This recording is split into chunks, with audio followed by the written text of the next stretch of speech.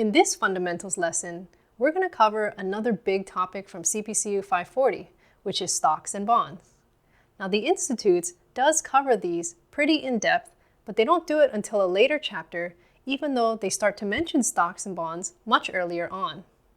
We think you're better off understanding them right from the start, rather than being kind of confused until you hit the in-depth chapter later on.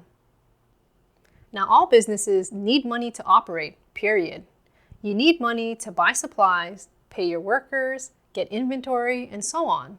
And these operating monies are often referred to as capital. You'll actually see the word capital all throughout the course, and it's just basically another word for money.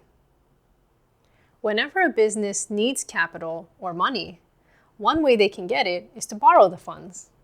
If they do that, your accounting equation will see an increase in assets for the cash they receive, plus an increase in liabilities for the new debt they incurred, which they'll eventually have to pay back.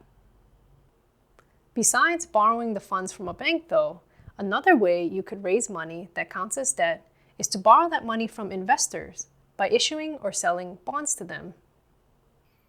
If your company decides to issue a bond, the buyer will buy it from you for a specified amount of money, which is referred to as the principal. In exchange, the bond you sell acts as a legally binding promise to pay them back the principal amount by a certain date, plus interest on top of that to compensate the investor for temporarily lending you the principal money. A normal bond will have a specific deadline for repayment, and it'll usually pay a certain interest rate.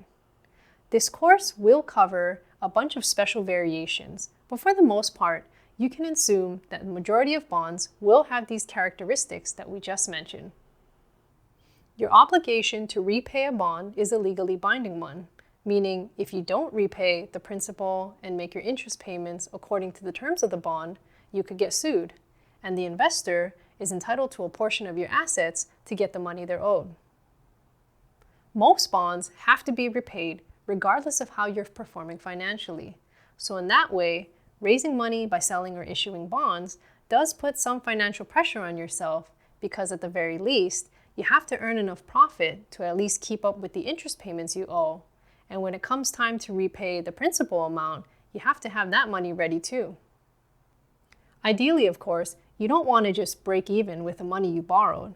What you want to do is generate enough profit and income so that you can pay back everything you owe and still have enough left over for yourself that you can keep running the business without having to borrow money again.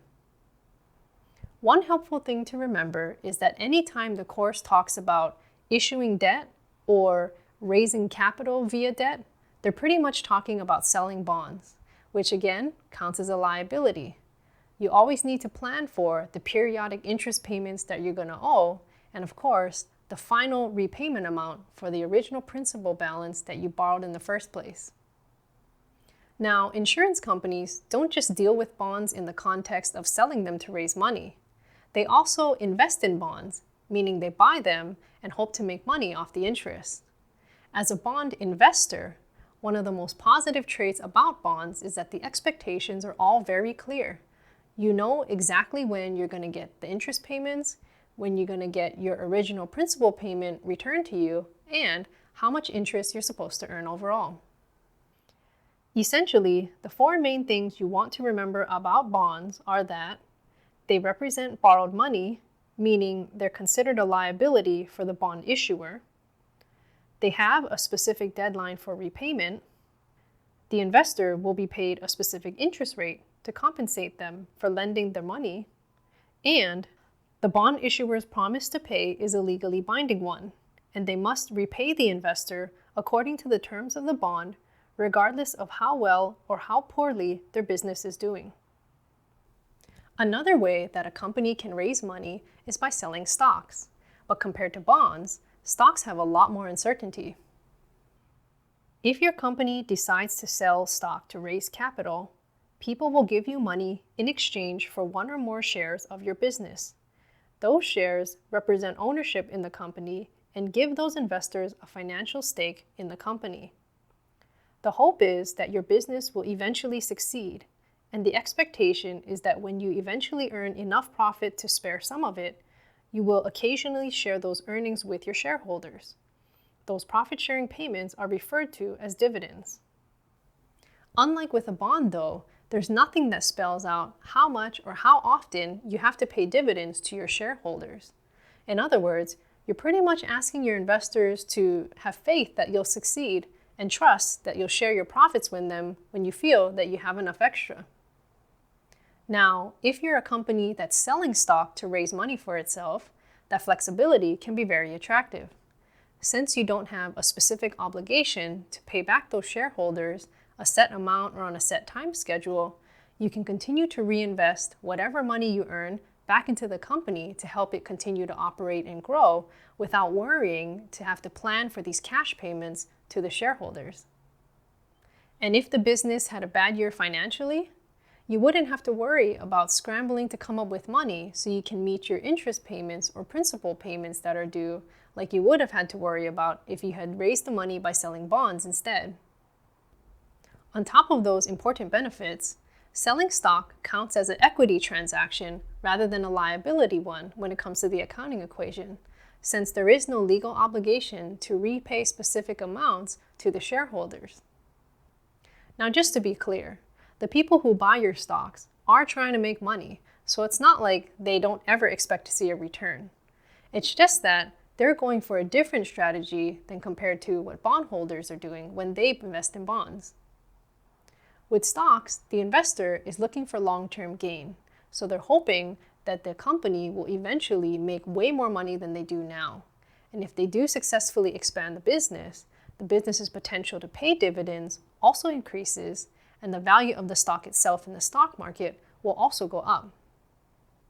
That means a shareholder can make money from getting dividends and from the stock value going up, especially if they're able to sell the stock for a lot more than what they bought it for. That difference in value is called capital gain, and sometimes the profit that an investor can make from capital gain is huge. The potential amount that an investor can make from the shares of stock they own is way more than what they can make from buying a bond. But because there is nothing that legally obligates the company to repay the shareholder for their investment amount, that also means there's a lot of risk. Because if the company fails, then the investor can lose everything they put into the company and they can't sue anyone to recoup that amount. Anytime the course talks about issuing equity or raising capital via equity, they're pretty much talking about raising money by selling stocks. And again, because there is no stated obligation of repayment, you get to count it as an equity transaction rather than as a liability. As with bonds, insurance companies don't just sell stocks, they also invest in them, meaning they buy the stock from other companies and try to earn investment income. You might wonder if it's worth it considering how much uncertainty and risk there is, but the truth is, stocks do have their advantages. Bonds and stocks have very different earning potentials. Although it's true that bonds are clear about how much interest you will earn, there isn't much potential to earn any more than that. With stocks, however, because there is no set interest rate, your potential to earn isn't limited by a specific percentage. In addition, with bonds, once the principal is paid back to you, the interest earnings stop. But with stocks, you could theoretically keep getting dividend payments forever or for as long as you own the stock. Finally, if a company does really, really well, the value of their stock will tend to go up over the long run, so you could also earn a sizable profit or return if you ever decide to sell a well-performing stock. On the flip side, that kind of opportunity doesn't really exist with a bond. In this course, you will learn that there are several variations of stocks with unique characteristics, but for the most part, there are a few main points that you can normally associate with most stocks. Those points are that they represent a non-debt source of capital and that the money invested comes with no specific obligation of repayment, meaning it counts as an equity, that investors are not entitled to a predetermined interest rate, that investors make money off of the stocks from both dividend payments plus any increases to the value of their stock if they sell it, and that stocks are much riskier than bonds, but provide far greater earning potential.